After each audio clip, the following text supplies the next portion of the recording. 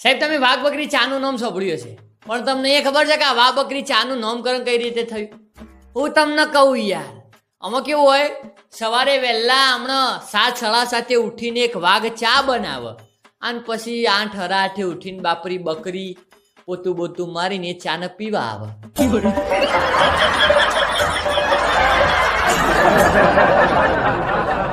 સમજી ગયા સાહેબ તમે? અમુક ઘરોમાં કેવું હોય, એમની ઘરવાળી વાઘ, અમુક ઘરોમાં એમની ઘરવાળી વાઘ જેવી હોય અને ભાઈ બાપડા બકરી જેવા હોય. એટલે વાઘ અને બકરી બે જણો જોડે ચા પીવા રોજ બેહ, એટલે એનું ન વાઘ બકરી ચા પીવા.